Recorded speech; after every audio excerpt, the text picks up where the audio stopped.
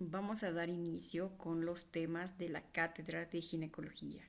Yo soy la doctora Mabel Rojas Santos y vamos a hablar sobre la anatomía ginecológica. Es importante al revisar un tema plantearnos objetivos para reconocer la importancia del tema. Por lo tanto, como objetivo vamos a conocer ahora las capas que conforman la pared abdominal. Como segundo objetivo a plantearnos vamos a reconocer las estructuras óseas que componen la pelvis, y como tercer y cuarto objetivo describir los órganos internos pélvicos, el tema de su irrigación, inervación, los medios de fijación. Además, las estructuras que componen el piso pélvico, que es importante. Estos cuatro objetivos nosotros los vamos a relacionar siempre desde un punto de vista anatómico y quirúrgico y reconocer la importancia de todas estas estructuras anatómicas. En nuestro glosario vamos a ver como primer punto un poco de historia, vamos a hablar de la pared abdominal, la pelvis ósea, el piso pélvico, órganos internos ginecológicos, medios de fijación, espacios avasculares un poco, y nos vamos a plantear por las conclusiones o lo que hemos aprendido del tema. Un poco de historia, y en esta parte nos tenemos que preguntar y ponernos esa cara de interrogación: ¿de dónde venimos y hacia dónde vamos? Es importante reconocer de cómo ha iniciado todo este proceso hasta lo último que ha habido en la parte de anatomía ginecológica. Por lo tanto, lo que podemos decir, y recopilando algunos datos, es que en 1801 se creó el primer espéculo, el espéculo de Rocamora. Evidentemente los materiales que se utilizaban en esta época en relación al espéculo son muy diferentes a los que utilizamos ahora. En 1809 se habló de la primera ovarectomía, que en su momento la denominó como una ovariotomía, y ya en 1813, en relación a las histerectomías que realizaban como cirugías ginecológicas, se inició como una histerectomía vaginal. En 1843 se realizó una histerectomía abdominal. Sin embargo, esta no tuvo respuestas positivas, ya que el paciente tuvo complicaciones luego de la cirugía, ¿no? Sin embargo, ya en 1878, gracias a Freud, se realizó la primera histerectomía ya arreglada con buenos resultados, donde el paciente llegó a darse de alta en condiciones favorables. Luego de 10 a 20 años, en 1898 se habló ya de las cirugías oncológicas con el inicio de la cirugía de Wertheim-Macy, donde se hacían las histerectomías radicales. Luego de un buen tiempo, 80 a 90 años, 1978, se habló de los primeros pasos que se realizaban entre la histerectomía de tipo laparoscópica. No fue hasta el año 2005 donde hablamos de los primeros pasos de la cirugía robótica ginecológica. Entonces, hasta acá como datos históricos importantes. Empezando ya con el tema en cuestión, vamos a hablar de la pared abdominal y vamos a dividir esta parte en puntos, desde lo más superficial hasta lo más profundo. Por lo tanto, iniciamos con la piel. Y es importante reconocer acá que existen algunas fibras en la pared abdominal que son de tipo arciforme, y por lo tanto esto, y en la parte quirúrgica cuando hacemos una cicatriz de tipo mediana, pues las cicatrices se hacen más evidentes, notorias. Y cuando hacemos, por ejemplo, una cicatriz de una incisión de tipo Feinstein, pues por ese tipo de características, pues las cicatrices, y más si son con puntos intradérmicos, no son muy evidentes. El segundo plano es la fascia, el tejido celular subcutáneo, que está dividido en dos partes. En la parte más superficial, pues la capa grasa, que se denomina fascia de Camper, y una fascia más profunda, que es una fibromembranosa, que es la fascia de Scarpa. Además, vamos a hablar de los músculos del abdomen, que lo vamos a dividir posteriormente en 5 músculos. Luego vamos a ver la fascia transversales, para luego ver que en lo más profundo encontramos al peritoneo. Entonces, piel, tejido celular subcutáneo, capa muscular, fascia transversalis y peritoneo. Aquí hablando un poco del tejido celular subcutáneo y viendo desde lo superficial hasta lo más profundo y utilizando este dibujo, podemos entender que el tejido celular subcutáneo va a ser un tejido conectivo graso que da soporte y protección principalmente, y está dividido en dos partes, como hemos dicho, una parte superficial, que es la fascia de Camper, y la más profunda, que es la fascia de Scarpa, que continúa hasta los genitales. Y reconociendo los músculos, desde lo más externo está la presencia del músculo oblicuo externo, oblicuo interno y transverso del abdomen.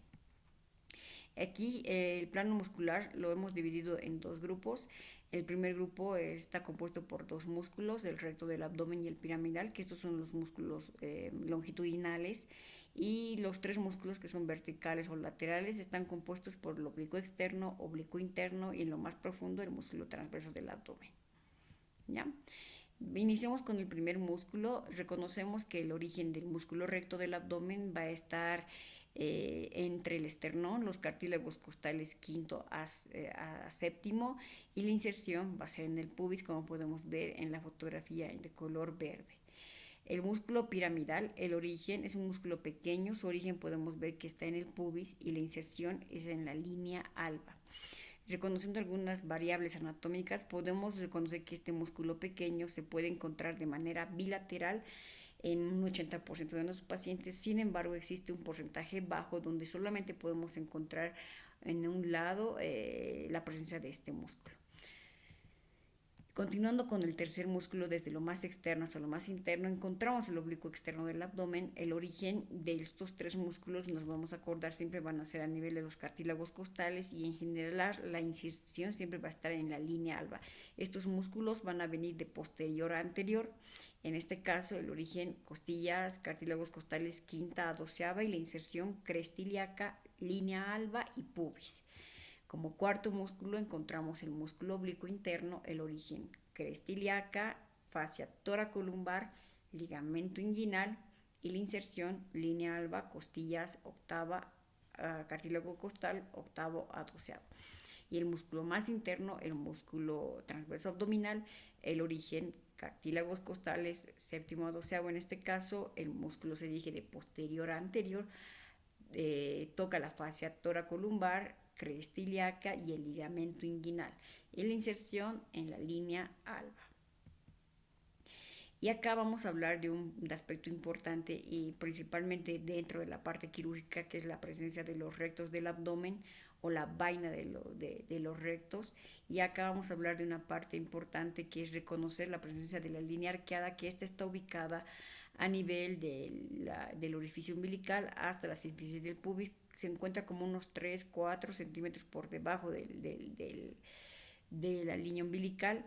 Y si hacemos un corte por encima de la línea arqueada, podemos ver que la configuración de esta vaina de los rectos es muy diferente, donde podemos reconocer que la aponeurosis del recto, del oblicuo externo, y la aponeurosis en su parte anterior confluencian y conforman la parte anterior de la vaina de los rectos, y mientras que la parte posterior está constituida por la aponeurosis del transverso del abdomen, y también la parte posterior o la vaina posterior, la aponeurosis del músculo oblicuo interno.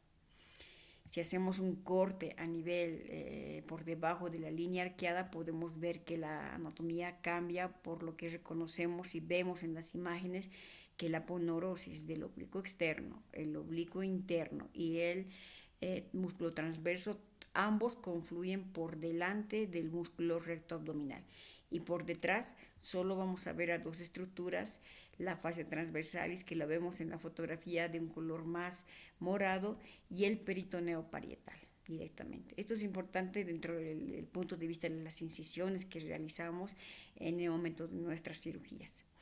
Si estamos hablando de la pared abdominal, ya hemos visto el plano muscular. Vamos a hablar sobre la irrigación.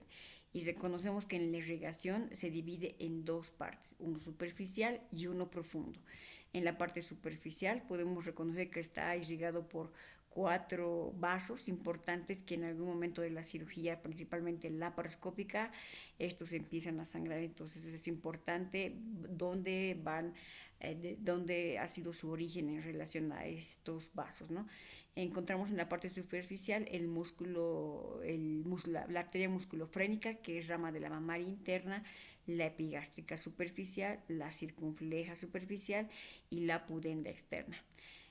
Traté de colocar una foto que pues nos va a ayudar a recordar estos vasos, y en anatomía era muy útil las mnemotecnias. Y vamos a colocar ahí: mi esposa cocina pasteles, ¿no? Mi esposa M de musculofrénica, esposa de E de epigástrica superficial, cocina C de circunfleja superficial y pudenda externa, para que nos recordemos la irrigación superficial de la pared abdominal.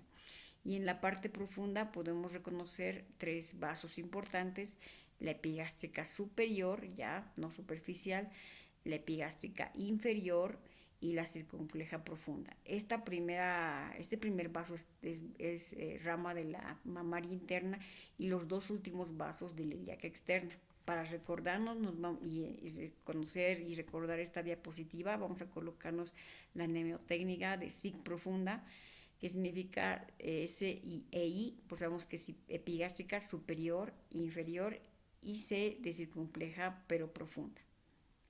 En este lado superficial y este lado profundo.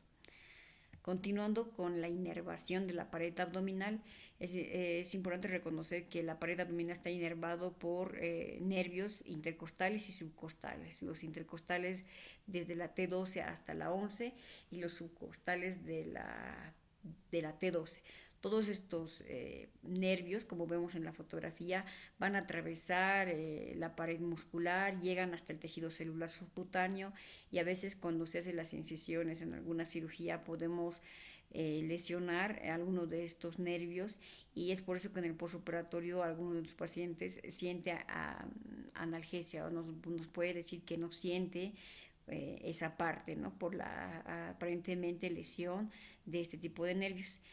Y por otro lado tenemos el nervio hilohipogástrico e ilioinguinal, que podemos ver en la fotografía en la parte superior. Esos vasos que van en el lado izquierdo van a inervar a la pared pélvica, y estos incluso pueden llegar a inervar el monte de Venus. Hablando de la parte ósea y la pelvis ósea, podemos reconocer que existe el denominativo de una pelvis mayor falsa y una pelvis menor verdadera. Esta última se conoce como verdadera porque dentro de esta pelvis ósea verdadera se encuentran los órganos ginecológicos internos. Esta por encima va a unirse con el abdomen, y por inferior el piso pélvico o el períneo. Encontramos el primer músculo, el hueso coxal, que evidentemente está dividido en tres partes, con el otro lado ya confluencia en lo que es la pelvis verdadera, y en relación al hueso coxal podemos decir que está dividida en tres partes. Reconocemos que es el ilion. En el ilion podemos ver que este es en la parte más superior, es como una ala aplanada, y ahí podemos reconocer la espina ilíaca anterosuperior, y hacia más posterior la escotadura ciática mayor. La segunda parte es el isquion. El isquion es una parte ósea que está más hacia posterior e inferior, y este es importante porque va a estar en relación con dividir el agujero ciático mayor del menor. Y el pubis, junto con su homólogo, representa la parte anterior e inferior de esta pelvis, y van a unirse y hacer la sínfisis del pubis junto al otro homólogo. Se van a formar un arco que es muy variable en relación a las medidas, que puede ser de 70 grados, varían de un paciente a otro, ¿no? Evidentemente. Aquí está el pubis. El sacro es un hueso triangular con el triángulo invertido. Se caracteriza porque están unidas 5 vértebras sacras, y en este podemos reconocer el promontorio. El promontorio se reconoce de manera literal como la cima de la pelvis, y este promontorio está en relación anatómica porque en este pasan tres cosas importantes, donde sucede que existe la bifurcación de los vasos ilíacos, donde el uréter cruza de lateral a medial, y la presencia de los plexos hipogástricos. Entonces, vasos, el uréter y el plexo hipogástrico. El último hueso es el coxis, igual es un triángulo invertido, y están 4 vértebras fusionadas, 4 vértebras coxígeas, ¿no? Y es la porción terminal de la columna. Cuando hablamos de huesos, ahora nos toca hablar de articulaciones. Las articulaciones de la pelvis, podemos ver que existe una iliolumbar, las sacroiliacas y la articulación púbica. La primera, que es la iliolumbar, podemos ver que es la unión de la última vértebra lumbar con el hueso ilíaco.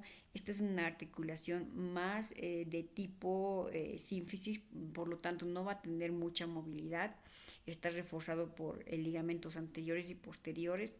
El otro tipo de articulación no son los sacroiliacos, une el hueso sacro con los huesos ilíacos. Igual está reforzada por ligamentos anteriores, posteriores e interóseos. Y esta articulación va a ser más de tipo sinovial.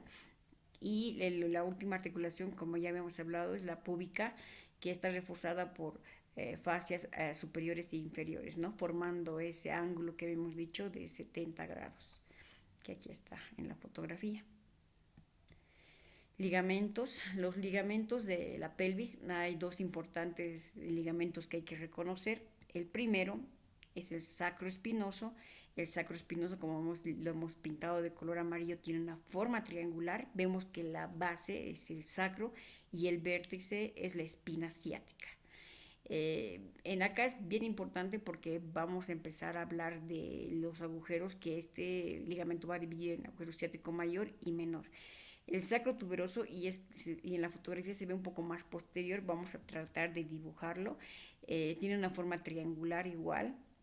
La base va a ser la espina ilíaca postero-superior y el vértice la tuberosidad isquiática. Entonces, dos ligamentos importantes: sacroespinoso, sacrotuberoso, ambos de forma triangular.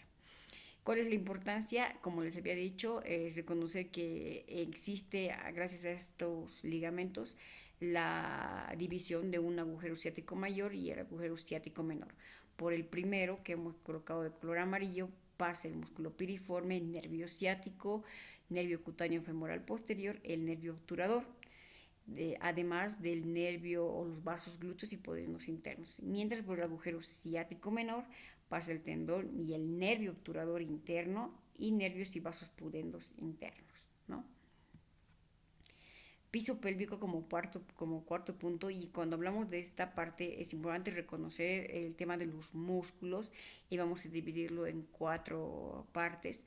Un plano superficial, un plano profundo. Hay que reconocer sobre el diafragma pélvico, y en esto vamos a hablar de los elevadores del ano y el músculo coxígeo. En la pared pélvica tenemos que reconocer y hablar del músculo piriforme y el obturador interno. Ya el plano superficial y el plano profundo por diferentes músculos. El plano superficial es importante reconocer los músculos istiocavernosos, bulbo esponjoso, transverso superficial y esfínter anal externo. Empezamos los músculos de la pared pélvica. Estamos con el músculo piriforme. El origen va a ser la cara anterolateral del sacro, como podemos ver, el origen y la inserción en el trocánter mayor. Siempre los músculos van a tener una función. En este caso, el músculo piriforme va a tener la función de una rotación lateral de la cadera y la abducción del muslo. Al igual que el obturador interno, podemos reconocer que tienen la misma función y la misma inserción. El origen está en la cara pélvica, en este caso del ilion, el isquion y la membrana obturatriz. Entonces, 3 orígenes: cara pélvica del ilion, isquion y membrana obturatriz, y se van a insertar al igual que el anterior músculo en el trocánter mayor y tienen la misma función. Esos son los músculos de la pared pélvica. Ahora vamos a hablar de los músculos del diafragma pélvico, y en esta parte hay que reconocer un principal músculo que tiene 3 partes. El elevador del ano, que tiene 3 partes: el pubo rectal, el pubo coxígeo y el iliocoxígeo. Empezando por el primero, el pubo rectal. Su origen, ahí como podemos ver, ramas púbicas posterior inferiores, podemos ver en la foto y aquí lo hemos marcado. La inserción con el homólogo del otro lado va a ser formar un cabestrillo donde van a pasar por este tipo de ramas musculares la vagina, el recto, y tiene una función principal: formar el ángulo anorrectal y la continencia fecal principalmente. Este es el pubo rectal. Pubo coxígeo, el origen, y ahí lo hemos dibujado igual en una fotografía. con unos dibujos. El origen va a ser superficie interna del pubis, como el anterior. La inserción, pero ya va a ir más hacia posterior, hacia coxis y el ligamento anocoxigio, y la función va a ser sostener las vísceras pélvicas y la resistencia de la presión abdominal, ¿no? Intraabdominal. Y la última rama, que es el iliocoxigio, ahí como podemos ver que lo hemos dibujado, el origen va a ser el arco tendinoso del elevador del ano y las espinas isquiáticas, donde estos se van a insertar hacia el coxis y el ligamento anocoxigio. La función, al igual que el anterior, van a ser sostener las vísceras pélvicas. De esto, y podemos retroceder para recordarnos, entonces, el elevador del ano está constituido por tres fases: el pubo rectal, pubo coxigio y el iliocoxigio. La mayoría de las funciones de este músculo van a ser sostener las vísceras pélvicas.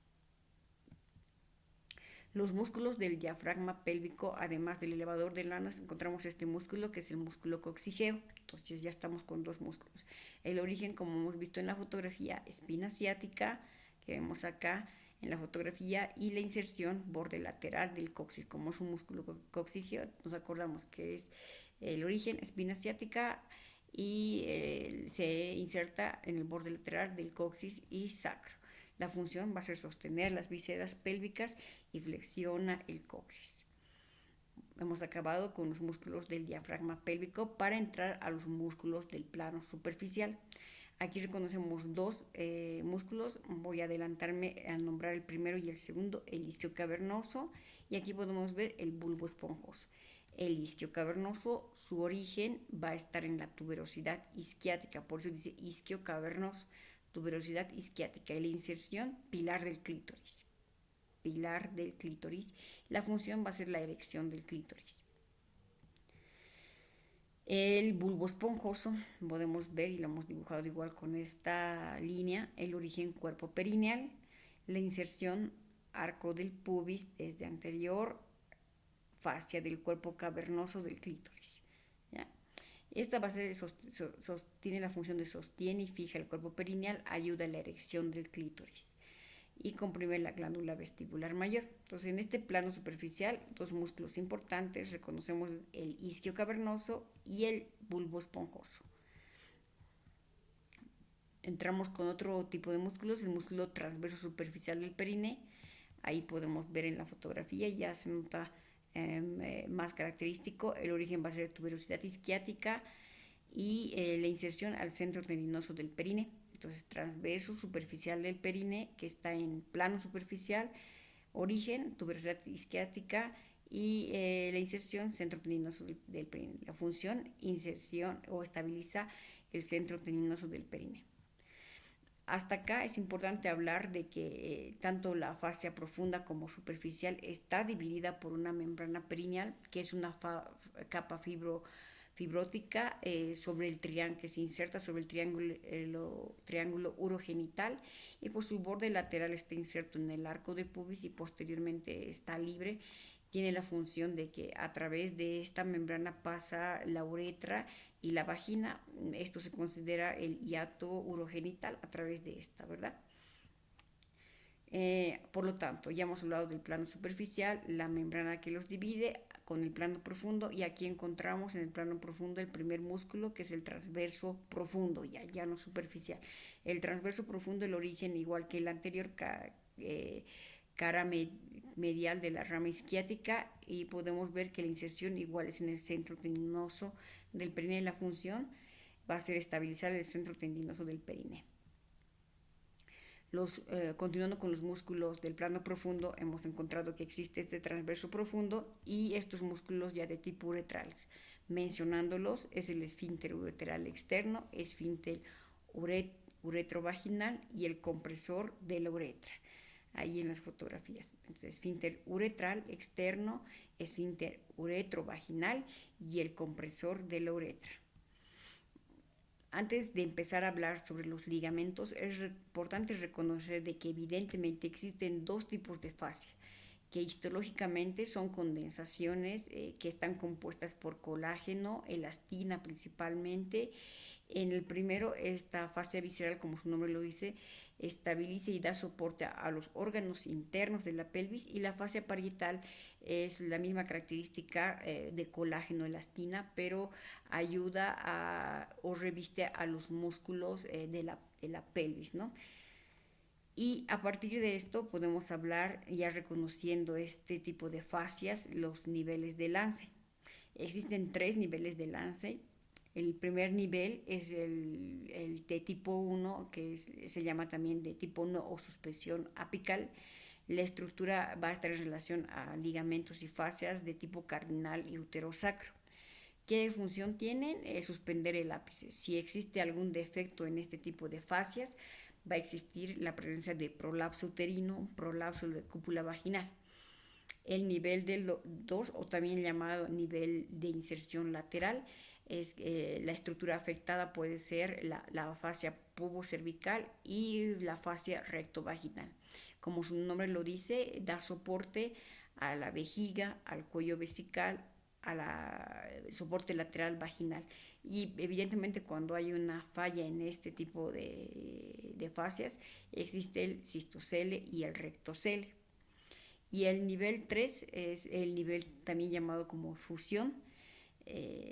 Actúa más en relación al elevador del ano y el pubis y el cuerpo perineal. Si hay una falla en este nivel, existe el uterocele, el rectocele y la insuficiencia perineal.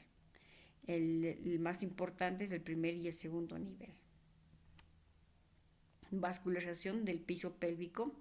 Y vamos a empezar a reconocer que la ilíaca interna, una rama de la ilíaca interna es la que vasculariza el piso pélvico. Ahí podemos ver, la ilíaca interna da un tronco anterior y un tronco posterior. Vamos a ver, reconocer que el tronco anterior da una rama que es la pudenda interna.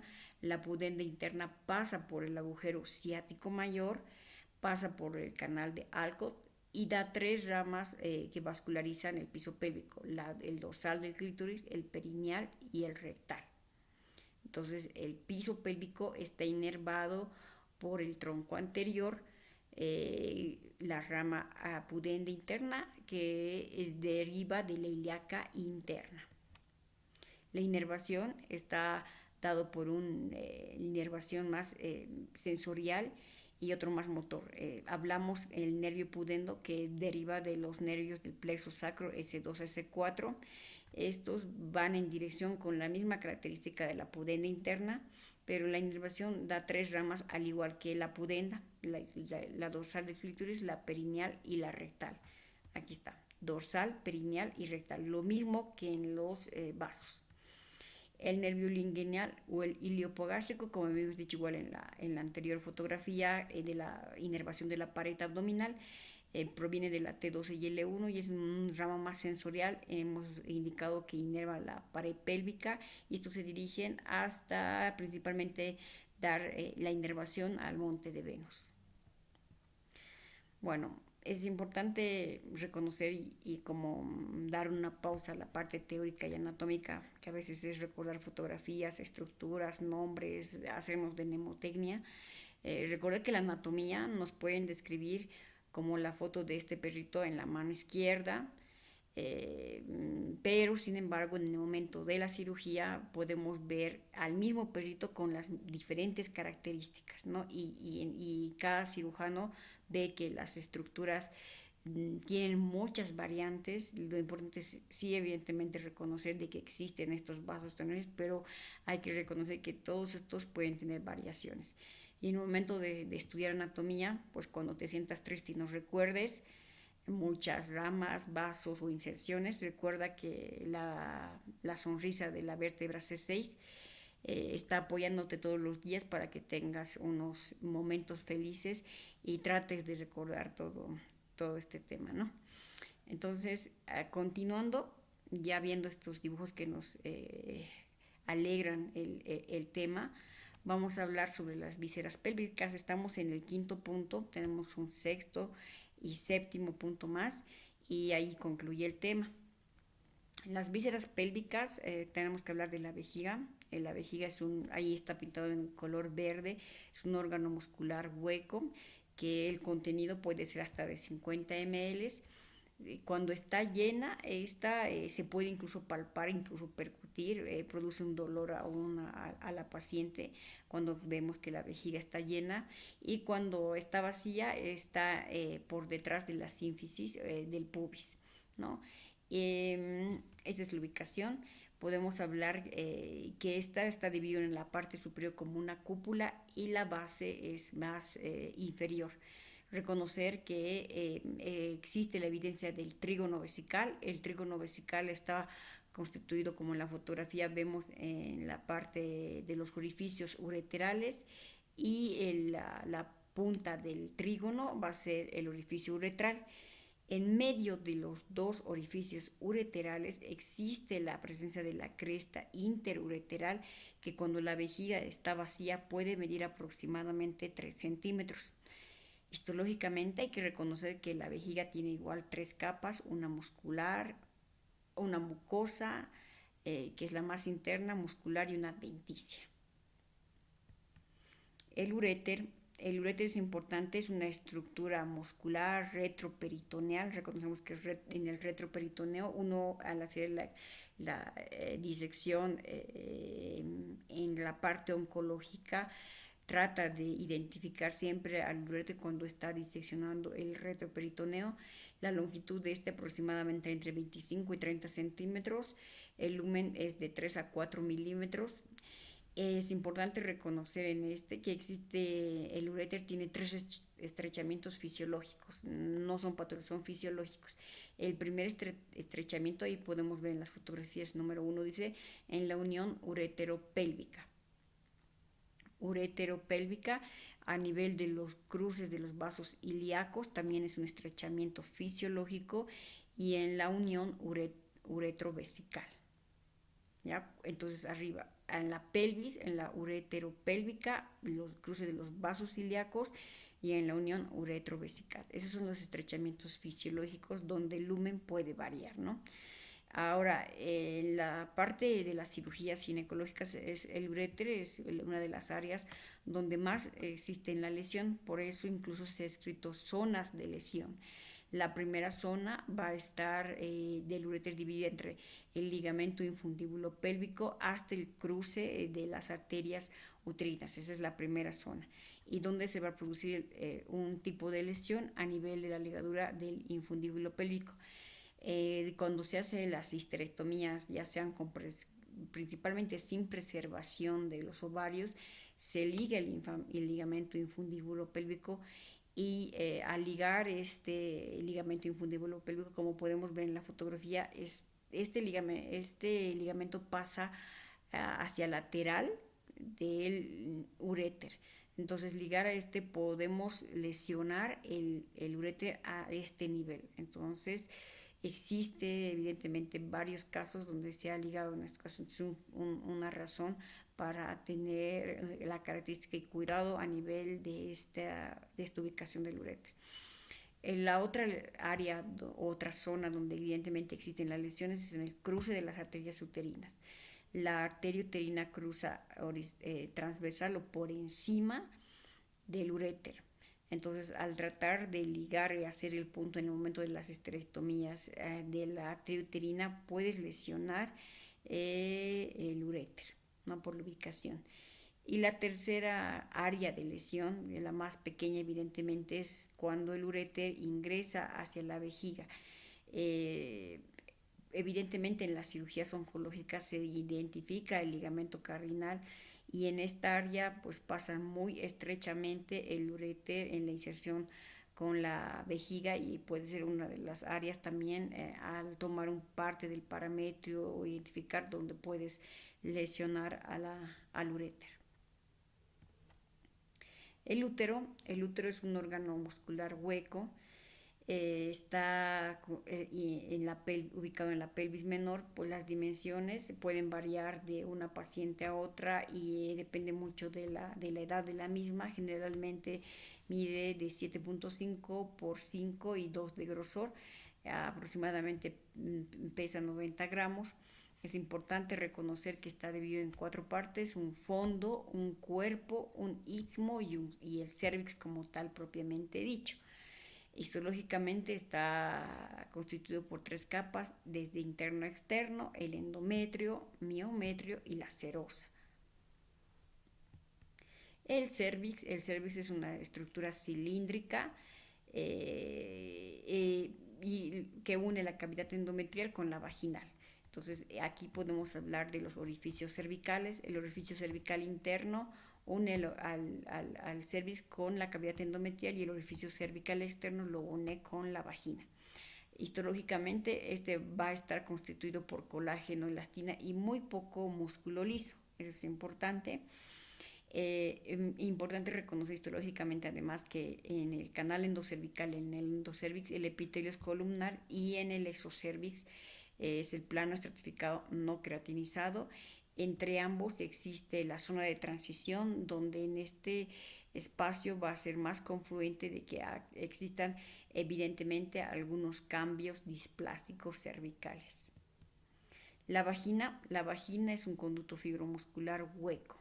La longitud puede variar de una paciente a otra, aproximadamente entre 7 centímetros a 9 centímetros. Es importante que está constituido desde lo interno hasta lo más externo por un epitelio escamoso estratificado no creatinizado, la capa fibromuscular y la adventicia. Entonces, epitelio escamoso estratificado no creatinizado, fibromuscular y la adventicia. Las paredes van a estar colapsadas o cerradas, sin embargo, hacia más cercano al cuello uterino va a haber la luz y esta va a tener la forma de H. Las trompas uterinas generalmente miden 10 centímetros. Está ubicada en la parte superior y posterior del ligamento redondo. Entonces encontramos el ligamento redondo y en la parte superior y posterior está la trompa uterina.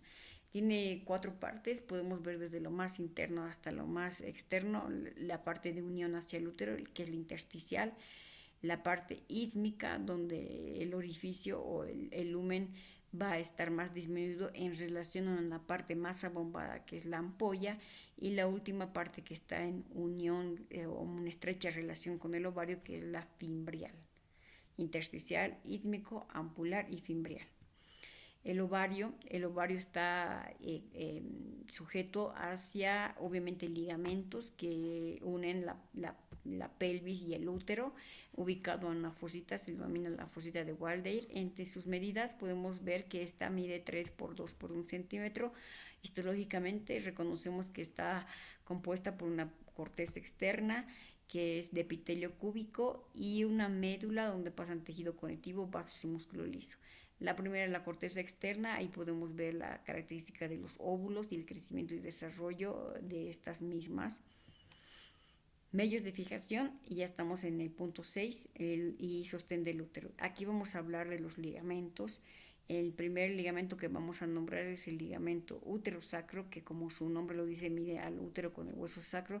Es un soporte fibromuscular. Es importante reconocer que característicamente va a ser avascular, por lo tanto cuando se hacen las cirugías se hacen las ligaduras y evidentemente no hay un sangrado profuso a nivel de este ligamento, según en teoría. ¿Ya? Otro medio de fijación va a ser el parametrio. El parametrio está constituido por 2 músculos, aquí por 2 medios de fijación, el cardinal o de McEnroe, acá está, y también el ligamento redondo. El primero, el ligamento de McEnroe, podemos reconocer que que nos sirve en la unión del cuello uterino con la porción superior de la vagina, cuello y vagina hacia la pared pélvica. Es de tejido conectivo, es de forma de abanico, y este es importante y es muy importante de no tomarlo a la ligera, porque en este ligamento cardinal pasan muchos vasos uterinos y venas y hasta el uréter. El ligamento redondo une el cuerno uterino con los labios mayores. Entonces, como podemos ver en la fotografía, es desde el músculo liso del útero, pasa por el anillo inguinal profundo, existe un vaso que inerva el ligamento redondo, se llama arteria de Samson, y al atravesar este anillo llega hasta los labios mayores. Los medios de fijación mencionado, otro es el ligamento ancho. Podemos reconocer que el ligamento ancho no va a ser más que un tejido conectivo laxo del peritoneo que va a dividir o unir el útero con la pared pélvica, y está dividida en tres porciones en relación a las estructuras que se encuentran, por ejemplo, el mesovario, el mesosalpinx y el mesometrio. Los límites de este ligamento ancho van a ser hacia anterior con el ligamento redondo, hacia posterior con el ligamento infundíbulo pélvico, y hacia inferior el músculo cardinal y el útero sacro.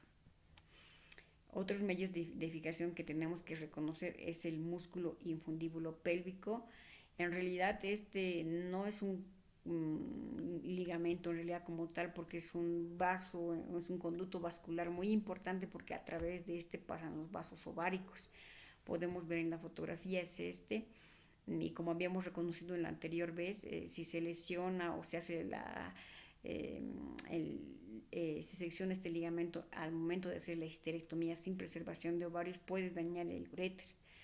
Otro ligamento es el ligamento útero ovárico, que une el útero con el ovario, de proximal a lateral, y este se encuentra inferior a la salpinge, como podemos ver en la fotografía.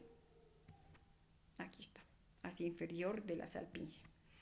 El recto y el ano, reconociendo que también forman parte de las vísceras de la pelvis, podemos reconocer que el colon descendente y el sigmoides llegan hacia el fondo del saco de Douglas y cambian de característica, ya denominándose como recto.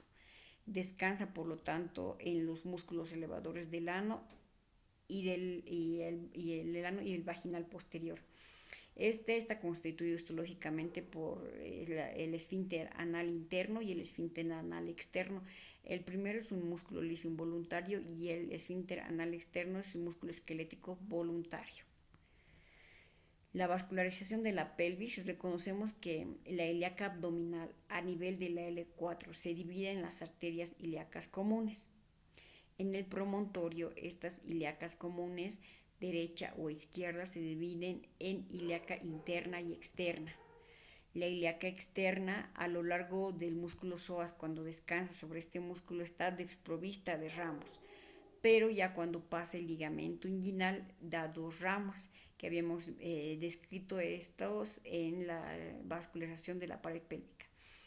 Es la epigástrica inferior y la epigástrica superficial, ambas ramas de la femoral, cuando ya pasa el ligamento. La primera se encarga, se puede lesionar a nivel de cuando se hacen las cirugías laparoscópicas con la colocación de los trócares, y reconocemos que estas dos son ramas de la arteria femoral. Bueno, esto es de la ilíaca externa. Aquí está la primera y aquí está la segunda. La vascularización, hablamos de la ilíaca interna hipogástrica, y esto es bien importante recordar que esta ilíaca se divide en dos troncos, en un tronco posterior y en un tronco anterior. Vamos a hablar del tronco posterior. En el tronco posterior podemos ver que existen tres ramas: la iliolumbar, la sacrolateral y la glútea superior. Iliolumbar, sacrolateral y glútea superior. Para tratar de recordar la vascularización ilíaca interna hipogástrica, tronco inferior, vamos a colocar y recordar esta fotografía donde hay una futbolista que se llama Irene, salta y hace goles. Entonces, Irene de iliolumbar, salta de sacra lateral, goles de glútea superior. Iliolumbar, sacra lateral y glútea superior. Irene salta goles. El tronco anterior, y aquí vamos a nombrar varias ramas, pero nos vamos a enfocar en esta diapositiva en hablar un poquito más acerca de la arteria uterina. Reconocemos que la arteria uterina es rama del tronco anterior de la ilíaca interna, está 5 a 6 centímetros de distal de la división entre la ilíaca externa y la ilíaca interna. 5 a 6 centímetros existe esta división, es la uterina, que se puede evidenciar. Evidentemente el lumen es 7 milímetros, por eso es que muchas cirugías laparoscópicas hacen con el ligasure por las dimensiones, clampean la arteria para hacer la sección de la misma. En las cirugías abiertas que realizamos y cuando ubicamos la arteria uterina, hacemos doble ligadura por la importancia de esta arteria, ¿no? Además, esta es importante porque evidentemente es parte del espacio pararrectal. Cuando vamos a hablar de los espacios avasculares, es una parte, un ángulo del espacio pararrectal, que es de los espacios bilaterales, pararrectal y paravesical. Cruza horizontal y anterior al uréter, ¿no? Y siempre en anatomía hemos aprendido la mnemotecnia, ¿no? De que el río y encima el puente. El puente es para nosotros la uterina y el río va a ser el uréter. Entonces cruza horizontal y anterior al uréter. Esta uterina da ramas ascendentes y descendentes. Por eso a veces cuando ligamos la uterina sigue sangrando por una rama que ha dado antes de la ligadura, que es una rama ascendente que va a irrigar el cervix, y la descendente va a irrigar la vagina. Bueno, continuando con la vascularización, reconocemos y vamos a volver a repetir que la ilíaca interna hipogástrica da su tronco anterior y su tronco posterior. En el tronco anterior da la arteria uterina, da otra rama más que la vesical superior, la vaginal, la rectal media y la umbilical. Pero estas son ramas viscerales. Vamos a reconocer que el tronco anterior da ramas también parietales. Nos recordamos que el tema de las ramas viscerales, como su nombre lo dice, y nos acordamos del dibujo, de todas las vísceras que están en esta parte. Uterina por el útero, vesical superior por la vejiga, vaginal que está en la foto, la rectal media y la umbilical, que decimos que es la última parte de la arteria hipogástrica en su confluencia. Y nos vamos a acordar que son 5 y ahí tenemos una carita, una foto de sonrisa con los órganos pélvicos y el número de 5 viscerales. Y los parietales, ahí podemos ver y nos vamos a acordar de esta mnemotecnia, y ahorita estoy adelantándome como GOL, se dividen el tronco anterior en las parietales, que son glútea inferior, obturatriz y pudenda interna. Glútea de GOL, obturatriz y la pudenda interna. No GOL, sino GOP, pero nos acordamos de esta. Parietales y viscerales. Recordando, las viscerales son 5, nos acordamos de todas las vísceras pélvicas, y las parietales nos acordamos de GOL, ¿ya? Glútea superior, glútea inferior, obturatriz y pudenda interna. Vamos a hablar de la corona mortis, y esto es importante porque en la corona mortis existe que este lugar es la unión entre los vasos ilíacos y epigástricos inferiores. Si evidentemente uno en la disección llega a lastimar esta corona mortis, pues los sangrados son más masivos.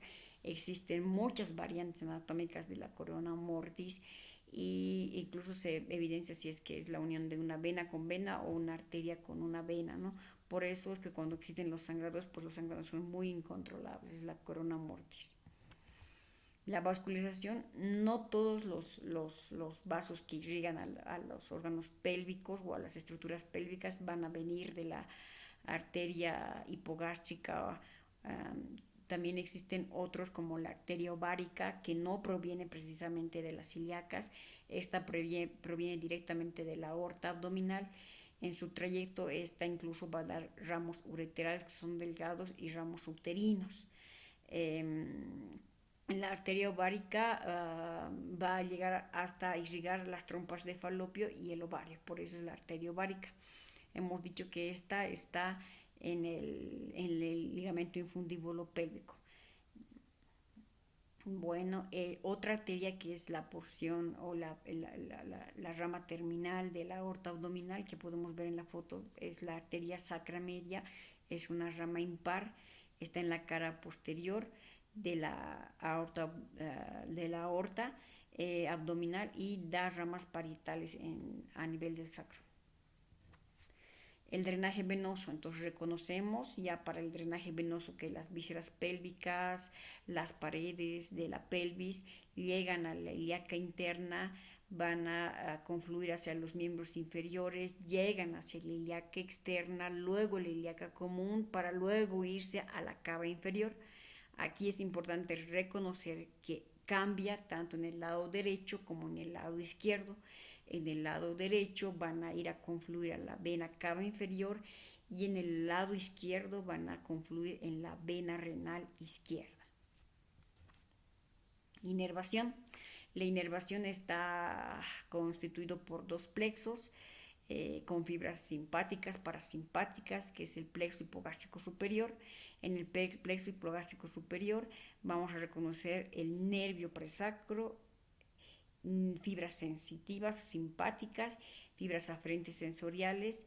Estos nervios se van a dividir entre dos, hipogástrico derecho e hipogástrico izquierdo, que se van a unir hacia el hipogástrico inferior, hacia el plexo hipogástrico inferior, dan ramas parasimpáticas para irrigar la vejiga o el plexo vesical, urétero vaginal y la rectal media. Plexo hipogástrico superior, plexo hipogástrico inferior, importante el nervio presacro, se dividen con las fibras simpáticas en hipogástrico derecho e izquierdo, se une con el hipogástrico inferior, van a dar nervios parasimpáticos que van a ir a irrigar estas áreas.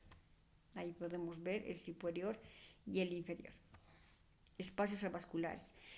Vamos a hacerlo de manera más rápida. Es importante reconocer estos espacios avasculares en el momento de diseccionar estructuras. Reconocemos que existen dos pares que son los espacios paravesicales derecho e izquierdo, paravesical y pararrectal. Ahí están 4 espacios y los otros 4 espacios son el espacio prevesical, vésico-vaginal, recto-vaginal y el presacro. En total son 8 espacios. El espacio prevesical o el espacio de Retzius, estos principalmente se diseccionan en las cirugías de incontinencia urinarias. Podemos reconocer que en el espacio de Retzius la pared anterior está en la sínfisis del pubis, como su nombre lo dice, en la parte posterior la vejiga. Reconocemos que en las partes laterales están las espinas ciáticas y en la parte superior el músculo recto abdominal. Esto es importante porque en este está el plexo venoso de Sartorini. Cuando se disecciona este espacio al hacer este tipo de cirugías puede sangrar este plexo y hacer igual sangrados importantes. El espacio vésico-vaginal o vésico-uterino, ahí podemos ver la fotografía de la disección oncológica que se ha hecho en esta área. Vemos el útero, si nos dice vésico-vaginal, ahí podemos ver en la parte anterior que están agarrados con las pinzas aro parte de la vejiga y reconocemos que el anterior, por lo tanto, está constituido por la vejiga, en la parte posterior la vagina y el cervix, por eso es espacio vésico-vaginal. Reconocemos que en las partes laterales están los pilares de la vejiga y el ligamento pubocervical y en la parte superior la reflexión vesicuterina del peritoneo. Esta es importante porque está en estrecha relación con el trígono vesical, porque ya vemos hasta, como hemos diseccionado hasta la vejiga, que ya está en unión del uréter con la vejiga. Y vamos a ver el trígono, ¿no? Igual en esta área se puede lesionar el uréter al diseccionarlo. El espacio de Yabuki, o también llamado cuarto espacio, ahí podemos ver igual que es importante porque está confinado dentro de la superficie anterior del útero y el uréter. Contiene nervios parasimpáticos que inervan la vejiga. Y por eso se llama el espacio de Yabuki, ¿no? El espacio recto vaginal, ahí en la fotografía podemos ver en la parte anterior está la vagina, en la parte posterior el recto y los laterales los ligamentos uterosacros. Este es importante y a veces se diseccionan en estas cirugías, no, también en las cirugías oncológicas, pero también cuando hay cirugías grandes por casos de endometriosis, se llega a diseccionar estos espacios, ¿no? Rectovaginales, para extraer todos estos implantes endometriósicos. El espacio presacro, o también llamado retrorectal, en la parte anterior, como lo hemos dicho, está el recto, en la parte posterior el sacro, inferior podemos reconocer los elevadores del ano, y lateral las arterias ilíacas internas, nervios hipogástricos y el uréter. Es importante porque en estos discurren vasos ilíacos, la sacra media, vasos rectales y el plexo hipogástrico superior.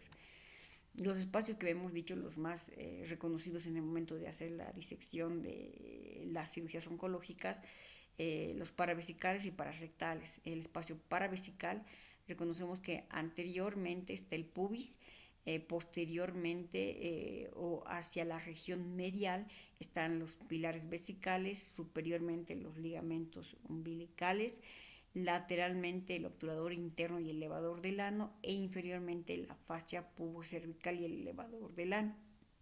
Ahí podemos ver cómo discurren los nervios obturadores y los vasos ilíacos externos. Y el último espacio, ya como las últimas diapositivas, el espacio pararrectal. Anteriormente por el ligamento cardinal, posterior está el sacro, medial el recto, lateral la ilíaca interna, y el piso lo conforma la fascia endopélvica, al igual que la anterior, la fascia pubocervical, las fascias. Conclusiones que podemos decir del tema. Es importante que comprenderla, si hemos hablado de los huesos, quienes conforman los planos óseos, las articulaciones, porque en base a eso es importante reconocer las inserciones musculares, ¿no? Es de importante relevancia quirúrgica reconocer las capas de la pared abdominal para poder hacer un ingreso con mayor eficacia y seguridad hacia una cirugía ginecológica en pelvis, ¿no? Los músculos del piso pélvico son el principal medio de sostén de las vísceras pélvicas. Entonces, como ya sabemos, las partes del piso pélvico, los planos musculares que habíamos indicado, podemos reconocer que los planos de Lancet, hemos dicho, es bien importante para ver las complicaciones o alteraciones que se pueden presentar con alguna fallo o alguna alteración de esta área del piso pélvico, ¿no? Otro tipo de conclusiones que hemos llegado es reconocer que los ligamentos y las fases del pelvis permiten comprender más la fisiología de los prolapsos, lo que habíamos estado hablando, y es importante reconocer la función y relación de las vísceras pélvicas con los vasos y nervios, ¿no? La anatomía en relación a los vasos, a los nervios y a las venas y arterias, para no tratar de lesionar ningún tipo de vaso o arteria. Reconocer que los espacios avasculares que nos permiten realizar mejor un abordaje quirúrgico ginecológico adecuado, teniendo los espacios, vamos a hacer la disección quirúrgica que corresponde, ¿no? Bueno, muchísimas gracias.